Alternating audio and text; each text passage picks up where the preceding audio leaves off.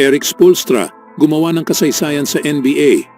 Dwight Howard, tiwalang kayang talunin ng Pilipinas ang Detroit Pistons. At Raptors coach, nag-iskandalo sa press conference dahil sa foul laban sa Lakers. Ngunit bago ang lahat, kung gusto nyo ng matibay na basketball shoes, New Adidas Fashion, mabibili lamang sa halagang $1,299. Click lamang ang link sa comment section or bisitahin lamang ang tfen.com for more high-quality shoes. Ang Miami Heat ay umaasang makakapag-compete sa NBA Championship sa season na ito, isang bagay na hindi mangyayari kung wala si Erik Spoelstra. Ito ay inireport sa araw na ito na ang Miami Heat ay pinapirma si Spoelstra sa long-term contract extension. Ang extension ay ang maglalagay sa kanya kabilang sa league's top-paid head coaches. Ito ay importanteng manote na ito na ang kanyang huling taon sa kanyang dating kontrata. Na ayon sa report ni Shams Charania, ang Miami Heat na si Erik Spoelstra, isang two-time NBA champion at top 20 all-time coaching wins, ay pumirma na ngayon ng panibagong kontrata sa franchise. Si Spoelstra ay naging head coach na ng Heat noong 2008 to 2009 season. Siya ay nakapag-posted ng 725 to 5906 record sa regular season at mayroong playoff record na umabot sa 109 to 75 win-loss record. Simula nang pinasok niya ang role, si Spoelstra ay pinangunahan ng Miami sa multiple championships. At hindi na kailangang ma-mention pa na tanging isa siya sa 3 coaches lamang sa NBA history ang naipanalo ang more games kasama ang single franchise. Siya ay isang proven winner kasama ang multiple cores. Mula noong 2010 to 2014, pinamunuan niya sina LeBron James, Dwyane Wade, and Chris Bosh sa 4 consecutive final trips. Simula noong 2020, ang trio na sina Jimmy Butler, Bam Adebayo, and Tyler Herro ay nagtungo rin sa finals ng 2 beses. Si Spoelstra ay ang naging NBA second longest coach at na-trail lamang sa San Antonio Spurs na si Greg Popovich. Mula sa pagiging video coordinator patungo sa multiple-time NBA champion, siya ay hangad na makadagdag ng iba pa sa kanyang resume kasama ang Miami. Sa kabilang balita naman mga kaibigan, si Dwight Howard ay kasalukuyang pumirma ngayon sa Philippines-based team, kilala sa tawag na Strong Group Athletics, at siya ay naniniwala na ang kasalukuyang team na ito ay kayang talunin ang Detroit Pistons. Ang team ko ngayon sa Pilipinas ay kayang talunin ng Pistons. Ako, si Andre Blatche, Andre Roberson, Mackenzie. Ito ay tapos ng usapan. Habang pwede mong gustuhin ang kumpiyansa, siya at ang Strong Group ay kayang-kaya rin namang talunin ng Pistons. Alam ng lahat na siya ay hindi na naglaro sa NBA matapos ang 2021-22 season, lalo na si Andre Blatche at Andre Roberson ay nawala na sa mahabang panahon.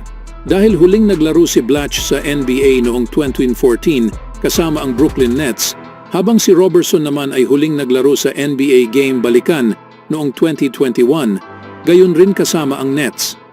Iginugol niya ang iilang panahon sa G League last season kasama ang Oklahoma City Blue, ngunit hindi nagawa ang NBA comeback. Para naman kay Mackenzie Moore, siya ay naging undrafted noong 2015 at kailanman hindi nakapaglaro ng isang laban sa NBA.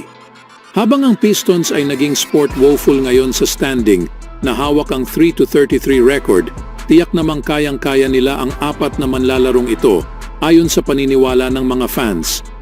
Ang Detroit ay isang tunay na NBA teams at tumatakbo para sa kanilang kahusayan kumpara sa iilang panahon sa season na ito. Sa katunayan, marami rin naman silang contest na nagtungo sa overtime. Ngunit hindi rin imposibleng magkakaroon ng tsansa ang team na pinaglaruan ngayon ni Dwight Howard. Pero dahil sa pangyayari, hindi na isang sorpresang ang sinabi na ito ni Howard ay magdadala ng iba't ibang reaksyon sa social media. Isa sa nagsabi na si Cade Cunningham ay gagawa ng 60-point triple-double laban sa team ni Howard. Isa rin sa mga fan ay nagsabing si Howard ay isang sad little man. Meron ring isa ang nagsabi na mas mabuting manalo muna ang team sa Dubai International Basketball Championship bago niya sabihin ang lahat ng ito. Si Howard ay pumirma kasama ang team para sa tournament sa Dubai, na kung saan ito ay magsisimula sa paparating na January 19 at magtatapos sa January 28. Kung sakaling mabiguman si Howard na manalo sa event na ito matapos niyang ginawa ang claim, tiyak aasahan ng lahat na babalikan ng mga fans ang ginawang ito ni Howard. Ang 38-year-old ay kinuha ang deal para maglaro dahil gusto nitong manatiling in shape dahil siya ay umaasa na tatawagan itong muli sa isang NBA team. Habang walang oportunidad ang dumating sa kanya noong 2022, si Howard ay naglaro muna sa Taoyuan Leopards sa Taiwan para sa isang season, ngunit nanatili pa rin ang kanyang kagustuhang makabalik sa NBA. Ang Golden State Warriors ay ang isa sa tunay na sumubok dito kay Howard para sa mga iilang workouts bago pa man nagsimula ang 2023 to 24 season campaign, ngunit nagdesisyon silang ipagpaliban ito. Iyon ang pinakamalapit na nangyari sa kanya para mapabilang sa isang NBA team roster. Mula nang pinakawalan ito ng Los Angeles Lakers noong 2021 to 22. Anong masasabi niyo mga kaibigan sa sinabi ni Dwight Howard? Para naman sa ibang balita mga kaibigan, matapos ang big win over sa LA Clippers, ang Los Angeles Lakers ay bumalik muli sa court sa araw na ito para kunin ang panalo sa score na 132 to 131 laban sa Raptors. Si Anthony Davis ay ang unang nagsimula sa maagang laban para sa Lakers kasama ang kanyang first 5 points. Bagaman, ang bawat isa sa kanila ay lumamig.